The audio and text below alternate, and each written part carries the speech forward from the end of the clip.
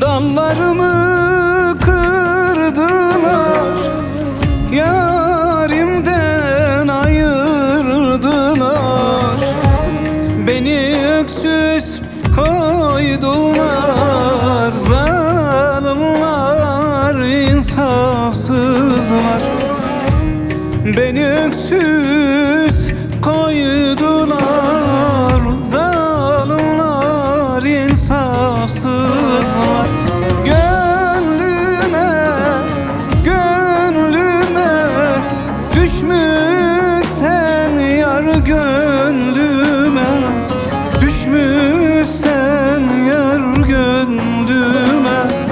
Gönlüme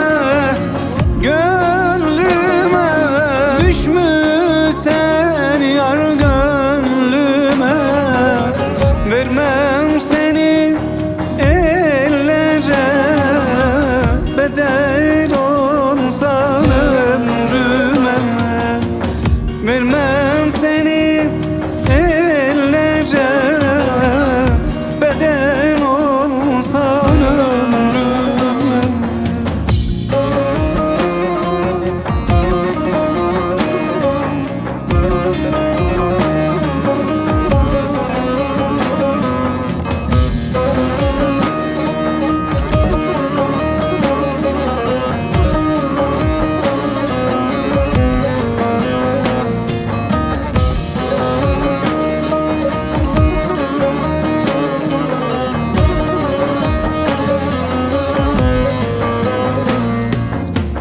Beni yardan almayın, kollarımı kırmayın. Vurun öldürün beni, canımdan ayırmayın. Vurun öldürün beni, canımdan ayırmayın. Gönlüme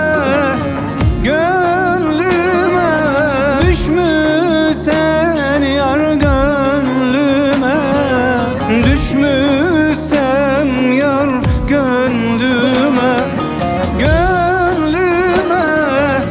Gönlüme düşmüşsen yar, gönlüme. Vermem seni ellere, bedel olsan ömrüme. Vermem seni